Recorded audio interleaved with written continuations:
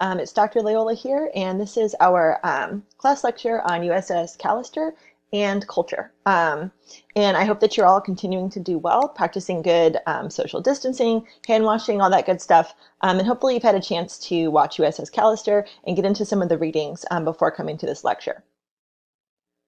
So today in this video, I'm going to talk first just to provide a brief overview of the episode to make sure that everyone understands basically what happened. I'm going to keep it as spoiler-free as possible, but again, consider this your warning that if you have not yet watched it, you should go do that before continuing with this video. Then secondly, I'm going to try and do some work to connect USS Callister to some of the broader themes that we've been discussing in this class so far, some of the things that we've seen repeated throughout some of the Black Mirror episodes, and just try to do that connection work since I know we've been kind of off grid for a few weeks now. So this is kind of going to be a little bit of a memory refresher for where we've been and where we're going.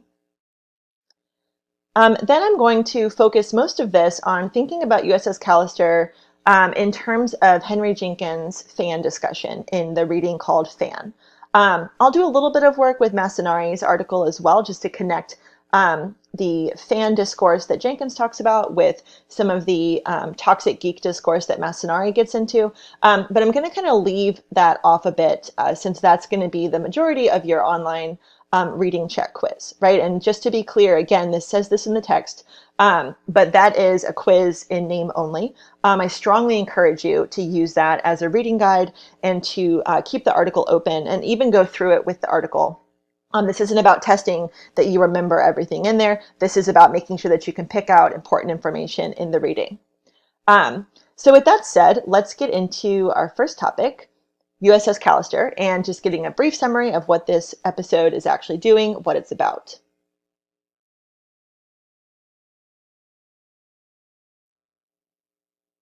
So as you will hopefully recall from that episode, in this one, we're kind of presented with two different worlds that we move between throughout the episode, right? And so one of these worlds is this kind of virtual environment that's modded on Star Trek, right? It's not actually Star Trek, it's Space Fleet, but it's similar. It's got a similar aesthetic, got a similar vibe to Star Trek, and it's this kind of virtual gaming world that Robert Daly has set up and where he gets to play out his heroic fantasies.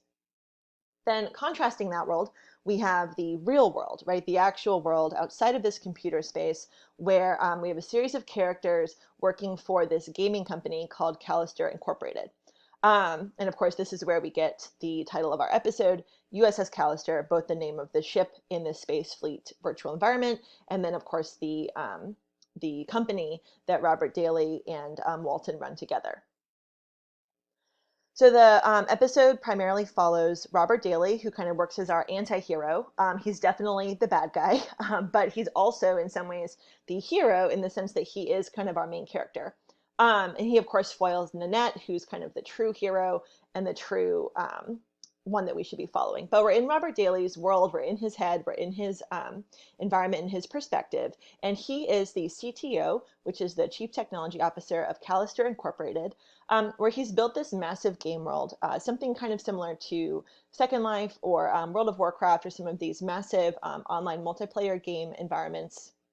And part of this big game world that he's built, he's also created a second world, which is on his private servers and completely non-public. And that's the one that we spend the most time in this episode, that's modeled on his favorite TV show, Space Fleet, which, as I mentioned, is of course a reference to Star Trek.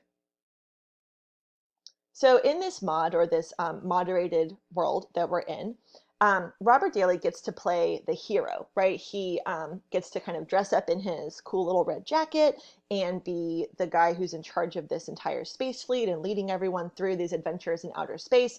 Again, in this kind of like wholesome Star Trek family genre-friendly space. And he's accompanied by his coworkers, right, who've been uploaded into the game and who also act out other characters in the space fleet world. Some of them are his crew, some of them play monsters, some of them play adversaries, and so on, right? So we see them kind of throughout this world with Robert Daly playing out this space fleet fantasy. But of course, the dark side of this, as we learn, is that his coworkers have not consented to joining this game, but rather he has stolen some DNA sample from them, created a biometric clone of them uploaded into the game world that shows up as like a virtual copy with all of that real person's memories, personality, awareness, knowledge, feelings, and so on. And to add to the horror, of course, the real world counterpart has no idea that any of this is happening, right? They have no idea that their biometric data has been stolen, that they're being used in this modded space fleet world, or any of that, right? And that's kind of where the core of the horror comes from, but it just gets worse and worse and worse because, of course, it wouldn't be Black Mirror if we didn't just really dig into how horrible everything could be. And so we learn as we watch this kind of space fleet world play out that this is actually a revenge fantasy space for Daly, where he uses this stolen biometric clone and full knowledge of knowing that this is a full rendering of his coworkers. He uses this as a space to punish them and to torture them for treating him poorly. And of course, for him, treating him poorly is massive infractions like not smiling enough or bringing him the wrong sandwich, or worst of all, not wanting to date him, in the case specifically of Nanette. So as we watch this revenge fantasy play out in this fan world, we learn and see and experience more and more of Daly's particular brand of sadism in some really horrifying images, like when he takes away Nanette's face so she can't breathe, but at the same time will never suffocate. The characters that get turned into monsters, right? We kind of see this play out in these increasingly horrifying ways. Until the crew eventually figures out a way to free themselves. And they do this by blackmailing Nanette in the real world, threatening to leak sexually explicit photos if she doesn't stop him. And of course, to stop him, she has to kind of do this heist thing of breaking into his apartment and so on. And so she does that, and then eventually the group managed to get out of Daly's revenge fantasy, though they do still exist, I think, perpetually within this game world. They're just not stuck in Daly's monstrous version of it. And meanwhile, Daly is basically left to rot in his apartment. Okay, so let's turn now to highlighting some of the themes that we've already visited in this class and that we've seen in previous episodes of Black Mirror. So first, and I think kind of foremost, is this issue, once again, of data collection and consent to having your data collected. This is something that we talked about with Hang the DJ, questioning if Frank and Amy had consented to this amount of data being used to create their simulated relationships. We also talked about it with Be Right Back, where we actually know that Ash did not consent to this, but we do see that Martha consents on Ash's behalf to creating this clone of him. We also kind of see a connection to this question that's been kind of through some of the other episodes, but this issue of who gets to determine what is and is not acceptable cultural behavior, right? What is punishable and what isn't, playing God and so on. And we kind of see the ways that this can become an increasingly problematic issue of culture when it's tied to computational data that doesn't have any kind of wiggle room, right? And this is, of course, the core issue that we see playing out in Nosedive, where because everybody lives in this kind of intense ranking society, there's no ability to work that system in any way. And we see that happening here, where Daly, of course, gets to be kind of the God figure of his imaginary world. He gets to determine what is acceptable and not acceptable behavior, and then punish accordingly. And I think purposefully that behavior is not actually things that we would consider punishable by any kind of court, much less punishable by the kind of torture that he inflicts on his coworkers. Then more recently, as we've gotten into the embodied unit, we've talked about biometric data, right? And the data that's related to our bodies and measuring different things that happen within our bodies. We talked about this first with Archangel and then again with Men Against Fire. But in a shift now, we're looking at DNA collection, right? And DNA, your actual raw body material as data. Rather than simply measuring the kinds of things your body is putting out. So in Archangel, we saw this other type of biometric measurement where the system measured rises in hormonal levels or rises in blood pressure or body temperature and so on to indicate that that Sarah was in distress or in some ways uncomfortable, right? Now we actually see a version of this where it's taking literal DNA, like from a lollipop or from a coffee cup, right? Literal DNA samples and creating an embodied clone, right? So this next level of biometric data. And related to this, and also related to these issues we've been talking about within this unit of embodiment, is the problem of having autonomy over our bodies, right? And having this level of autonomy over what kinds of input they can take in, what kinds of things our bodies can know, what things they can't know, how they can move, how can they enact in the world. And this we talked a lot about with relation to Archangel, and especially with Men Against Fire, right? Where we see the entire military no longer in control of the kind of sensory input that they can take in. And then at the same time, the roaches no longer in control of the kind of output that their bodies are putting out into the world, right? Where they've been turned into these zombie characters instead of just people, completely against their control or their will. And this issue of biometric and DNA collection that we've kind of talked about in these 2 points here is something that we haven't spent much time on in this class, but it is something that does have historical precedence of stealing DNA data and biometric data, often for some kind of medical experimentation or medical advancements. So in Men Against Fire, we talked about that with relation to eugenics practices and some of the kind of more horrifying experiments that were done in concentration camps in Nazi Germany. But we also see that kind of more close to home, for instance, with the somewhat infamous now story of Henrietta Lacks, whose cancer cells were taken from her without consent, but have been used to produce all kinds of medical advancements since then. And putting up on your screen now an image from the this book that covers that story, if you're interested in checking that out. It's a pretty interesting historical view at biometric information, DNA collection, and power. And that, of course, will bring us to the next theme that we've been visiting throughout this semester, and that is the issue of power, right? And dynamics of power and who gets to be empowered and in what ways, right? So we've talked about this with regards to media power. We've talked about this in terms of embodied power, right? So being able to physically move through the world and have the power over your own movement, something that we have a little bit less of right now.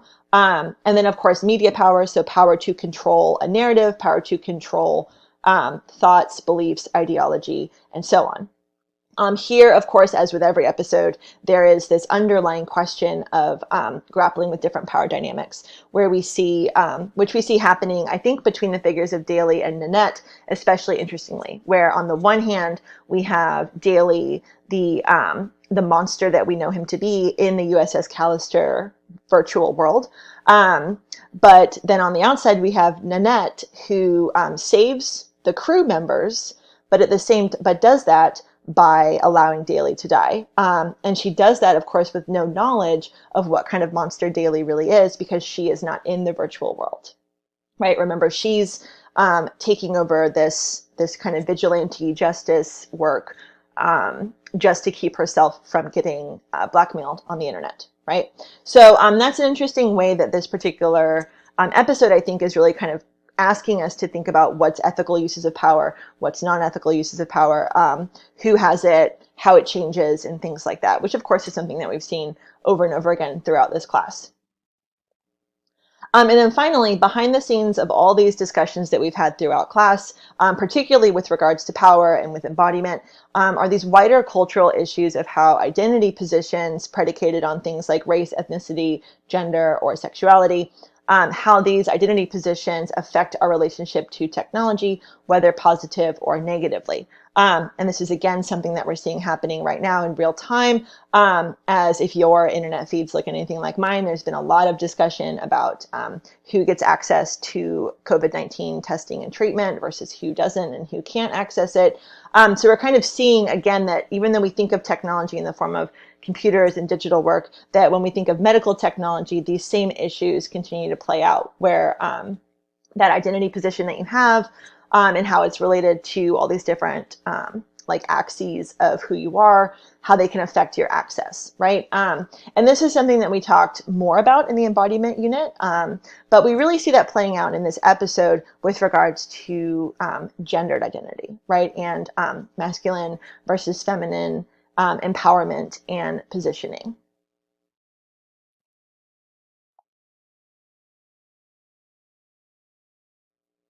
Okay, so some additional thematic concerns from the readings that we're going to bring up for this particular episode is first, the issue of fandom, right? And the role of being a fan and what it means to be a fan.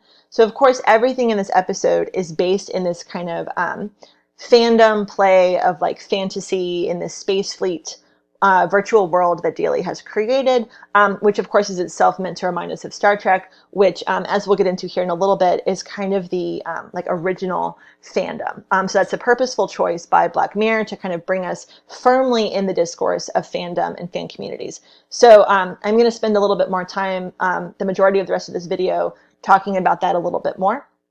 But the other big thematic concern that we see here is this issue of toxicity, right, and toxic cultures, and especially toxic technocultures. And we see this on the one hand in terms of gender, right? So you're probably familiar with the term toxic masculinity. If not, you will be after these readings. And then, of course, toxic technocultures, which may be a newer term, but that has to do with the ways that these toxic behaviors play out and are supported in online digital spaces like Reddit or 4chan, right?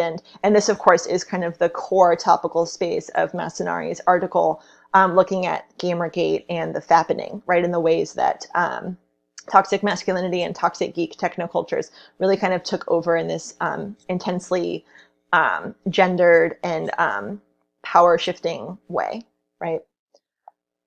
So in this video and for the rest of this video, I am going to focus on talking more about fans and fandom. So this is going to be pulling out some content from the short article on fans. We're going to talk about the figure of the fan, how fandom works in the world, how they're studied, how fan discourses circulate, and things like that. I'm going to kind of stop talking directly about USS Callister, or I guess stop talking centrally about USS Callister now. Of course, that'll come in.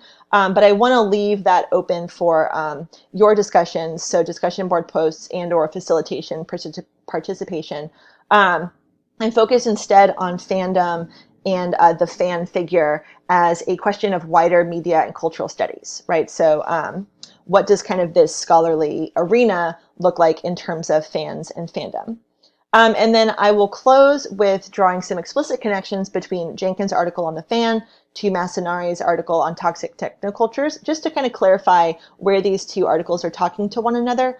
But as I said, I'm not going to spend too much time on Masanari's article here, because that is the bulk of your reading guide and your reading quiz, and so we don't really need to duplicate content in this online environment. That said, though, everything from any of the articles, anything I mentioned in this video, from the episode, and so on, all of that is fair game for discussions and upcoming facilitations.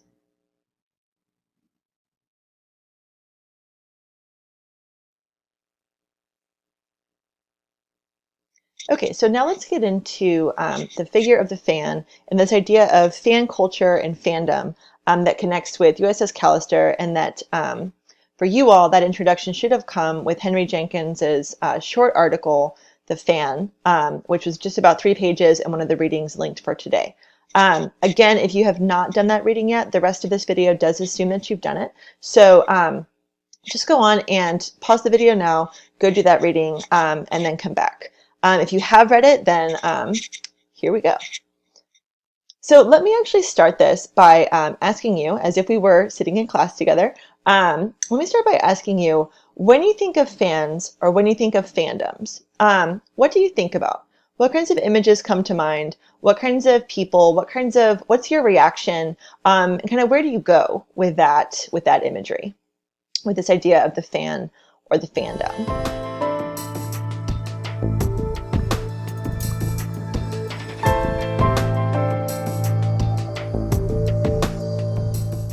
So typically, when we think of the fan, and probably you went somewhere like this. But typically when we think of the fan, we think of the fan as someone who is really invested in some kind of media content, some narrative world, some narrative space, almost to a level that is extreme, right? Like they know all the ins and outs of this particular narrative space, this media object. They know all the small details of the world, all of the trivia. Maybe we think of people spending tons of time and money dressing up for conventions, doing cosplay, maybe doing similar things, just really investing a lot of themselves into this this imaginary world or this media space. Okay, so my guess is that when you think about fans and when you think about fandom, you probably go immediately to the way that fandom gets talked about online today. You're probably thinking maybe of fictional worlds that are escapist and even genre-based, like Star Wars, maybe Star Trek, Harry Potter, Disney Pixar, or maybe you even went to video games and video game worlds, so maybe something like Minecraft, Overwatch, World of Warcraft, Call of Duty. These are the ones that are coming to mind for me. Maybe you all have different ones, but my guess is that we tend to think of fans and fandom within this space of genre and this space of escapism. Rarely would we think of a fandom in something that's realistically based. So rarely would we think of like the rom-com fandom, though certainly that could be a thing, right?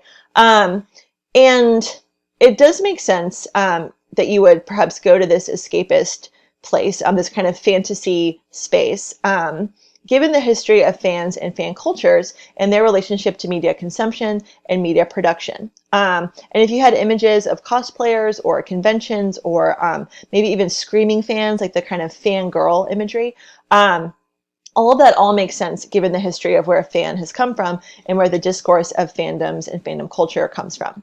But one thing that we do want to be clear about, though, is that even though this tends to be where we go when we think of fans and fandom, that these kinds of things are not confined to fictional narrative spaces or even escapist narrative. Because of course things like sports, right, have huge fandom practices and fandom communities. Music as well, that's another area that has their own kinds of fandoms, their own kinds of fan cultures and practices within those cultures. So in his article, Jenkins offers us an overview or like a short history of the ways that the fan and the idea and the cultures of fandom have become integral to media studies and cultural studies as disciplinary spaces or as research or academic spaces. So he opens his article with giving us the origins of the term, right? So the specific etymological origins of where the term fan comes from. And then as he walks us through this cultural and linguistic space, he clearly shows where this kind of negative stigma or this negative sense of fan cultures and fandoms comes from, right? So he shows us how it has a long history of being attached to a negative way of engaging with media or narrative, and that it's considered negative because it's an anti or non-intellectual approach to something. So it's not critical, it's not measured, there's no distance there. Rather, it's this kind of emotionally driven, deep attachment to that media object or that text or that space. So what we really are talking about here is this split between intellect and emotion as the kinds of activities your mind should be engaging with, right? And the kinds of activities that are valuable for you to do.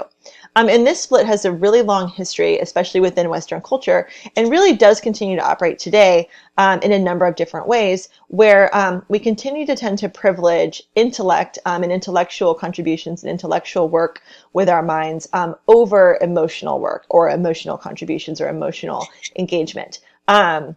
And just as a really quick off-the-cuff example of this, we could look, for instance, to the difference in like cost and money and how much money you can make if you choose like the sciences versus the arts, right? Where cost, of course, is a literal measure of value, right? It's how much of a culture we value something, we give it a paycheck. And the difference that the sciences carry versus the arts tells us kind of a lot about where that split is between the intellect and the emotion. Even though, of course, when we dig deep into it, we know that the two are always intertwined with one another in all of these different subjects and disciplinary spaces, right? But to get back to the fan, so Jenkins shows us that the fan really kind of comes out of and originates right within this battle between intellect and emotion. And the fan is actually going to fall on this negative side of this deep emotional, non-critical, as I said, non-intellectual, not measured, non-distant engagement with media content. So let me also just say that if when I asked you earlier to think about fans and fandoms, you had kind of a negative response, maybe a like, oh, that's not me, or a, oh yeah, those crazies or those people or whatever. You're not alone in that, right? Because that kind of knee-jerk negative reaction, that negative stigma is also a large part of the history of fans, fandoms, and fan cultures. But we should note, though, that even though the history of the fan supports this kind of outcast, negative stigma due to engagement with media, there has been a major shift. And again, we're thinking historically, right, since kind of the origin of the term to today, there's been this major shift where a lot of the stigma has dropped away. And we can see that just by how casually people will now describe themselves as fans of something. So fan now tends to describe a wide range of activities that are increasingly distant from the fanatic, right, that it stems from. But those activities still kind of have to do with really liking some kind of media or some kind of media content. And more as we claim to be a fan of something that's not a fanatic, that can kind of get us to this different, these shades of gray within what the fan can be. And just that difference, the fact that now to indicate fan as fanatic, we might say super fan or mega fan or have like a nice special name based on the fandom, so like a Trekkie or a Potterhead. Just that kind of shift in language demonstrates for us the ways that fan as a identifier and as a term has really lost a lot of its historical stigma. So besides this shift in the stigma attached to the world, another shift that's happened is a shift in our current media economy to one, and we've talked about this a little bit earlier in this class, but our media economy now is one that is based in the social web, where there's lots of user-generated content, and we're talking about audience engagement analytics, right? It's about clicks and time on a certain website. It's about getting your attention. Right, so that's the new media economy that we're in at this point. And in this media shift, we also see more changes in how we can think about fans and fandom as a cultural phenomenon.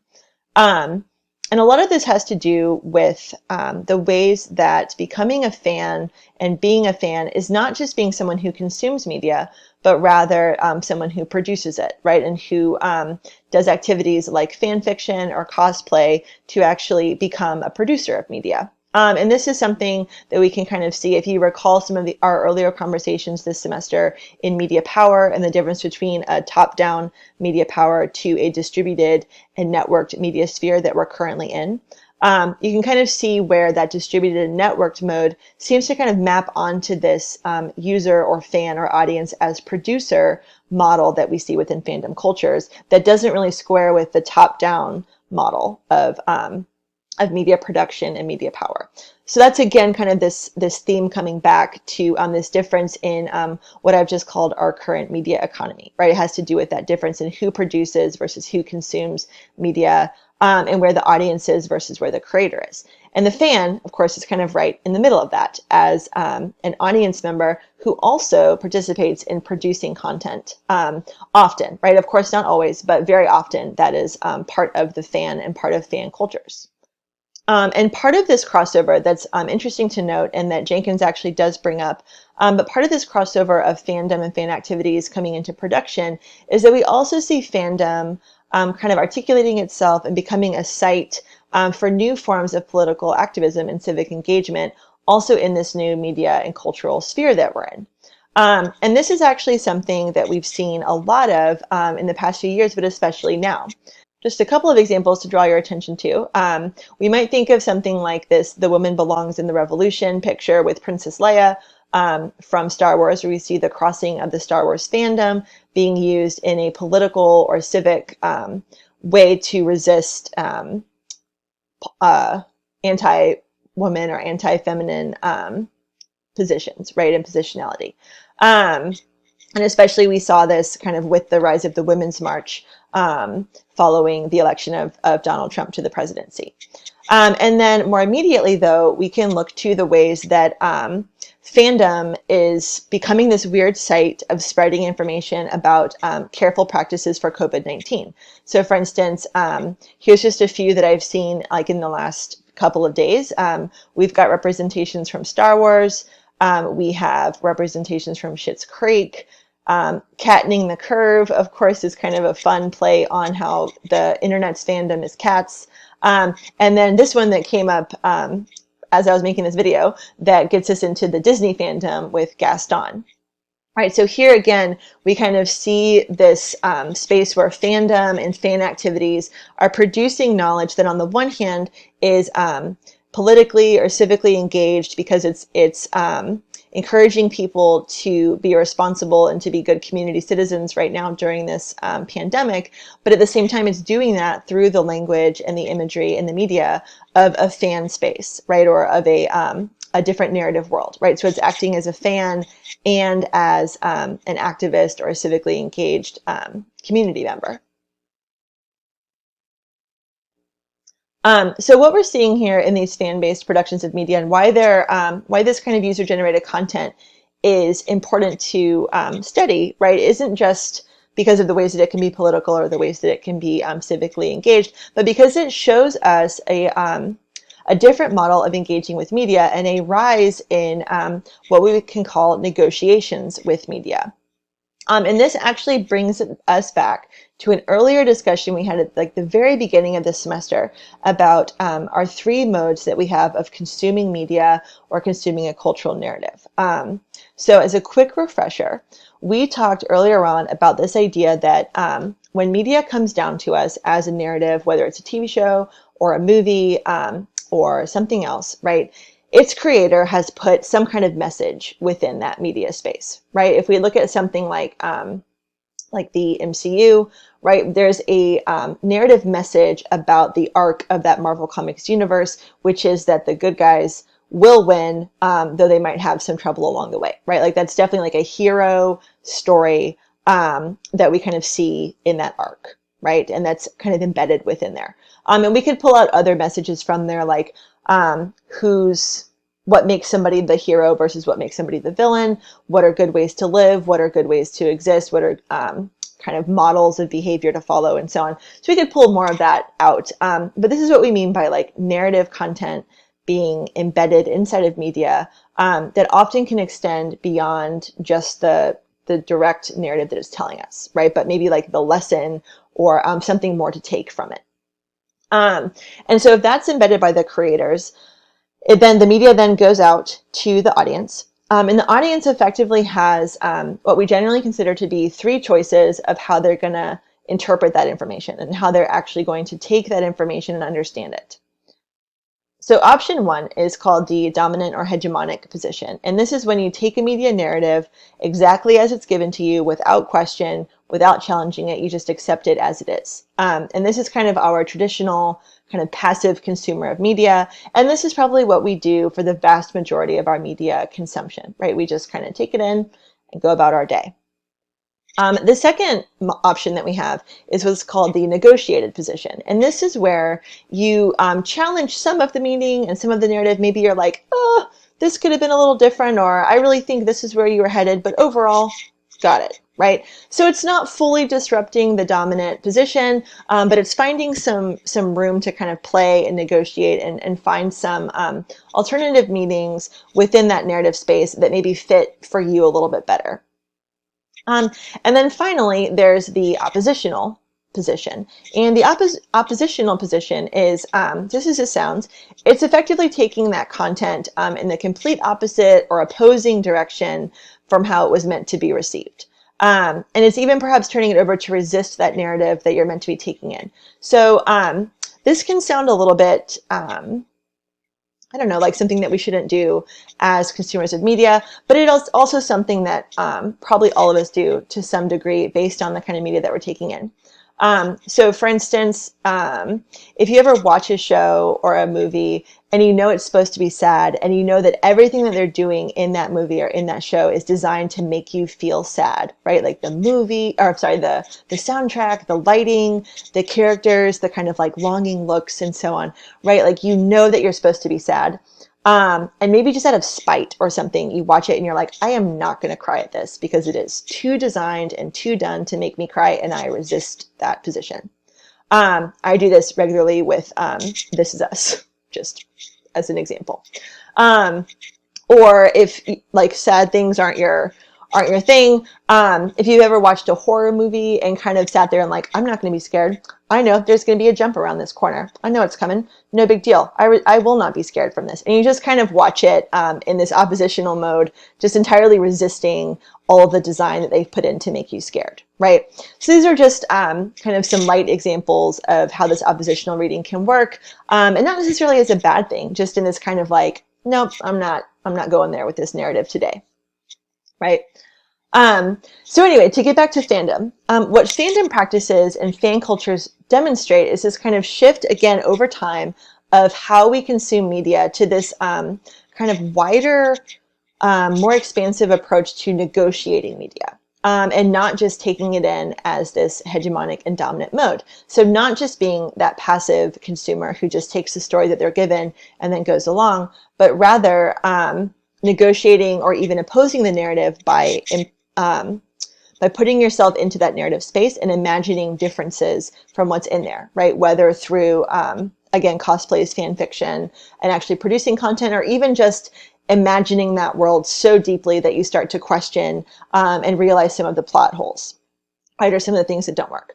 And just to think about like an immediate example of this is something like slash fan fiction, which is fan fiction where there's a queer love story in what is otherwise a pretty intentionally heterosexual narrative.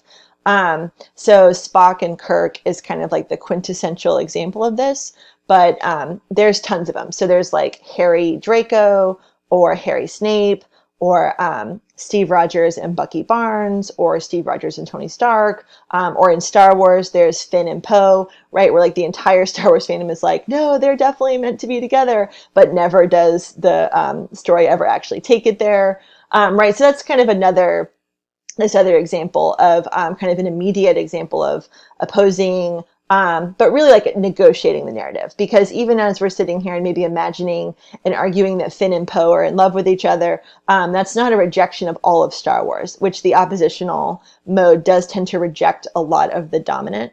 Rather, it's just negotiating. So it's just kind of finding a little wiggle room and being like, oh, I think they're boyfriends, right? And then kind of going along the rest of the way.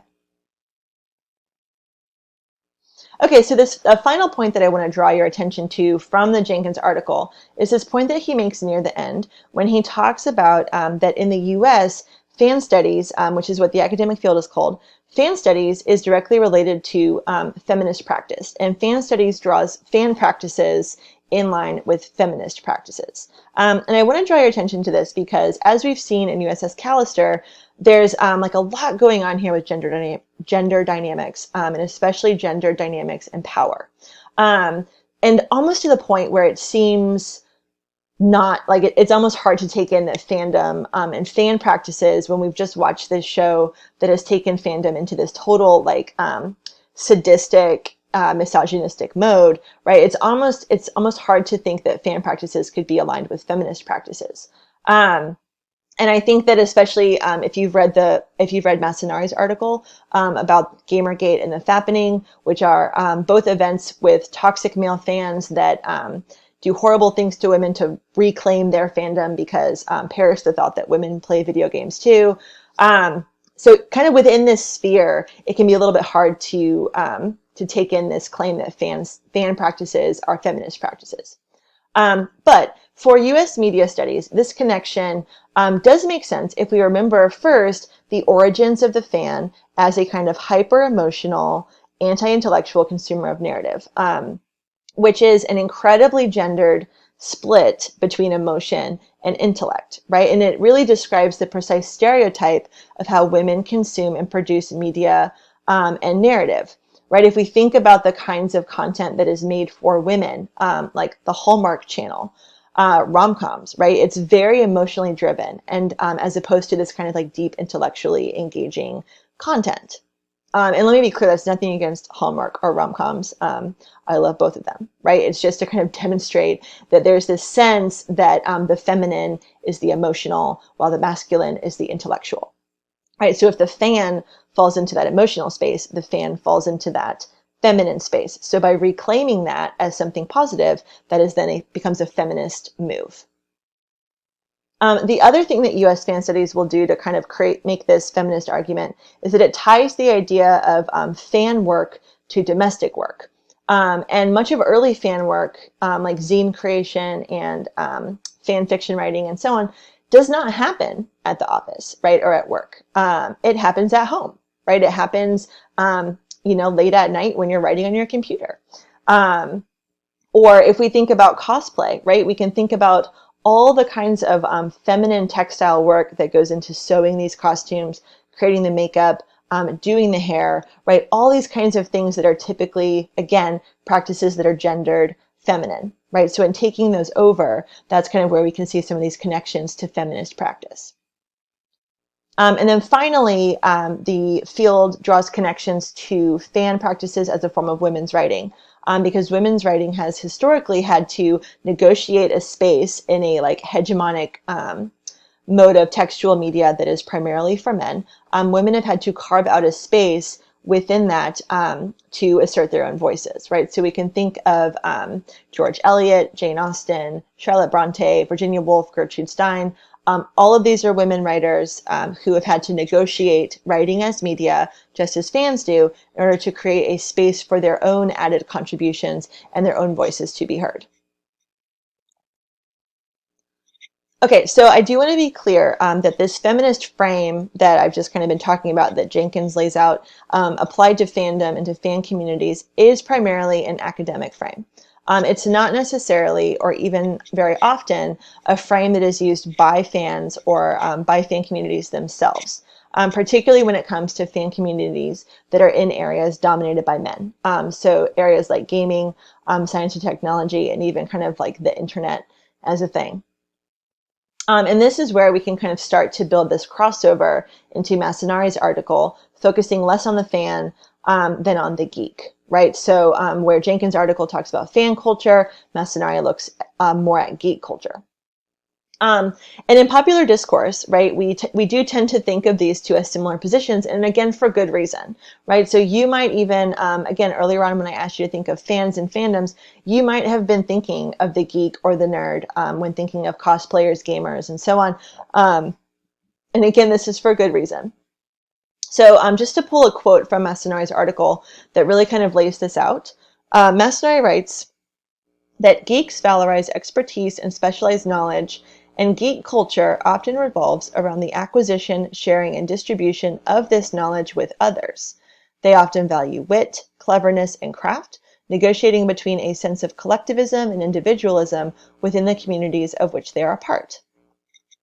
So hopefully from this, you can kind of hear and see some of the connections to the fan, right? This expertise, specialized knowledge, the valuing of wit and cleverness and craft, right? And when it comes to engaging with media. And then, of course, that shared sense of community and individualism within both geek and fan communities that generally comes from having a shared outsider status, right? And by that, we mean that the geek is an outsider, and so is the fan from kind of the mainstream, right?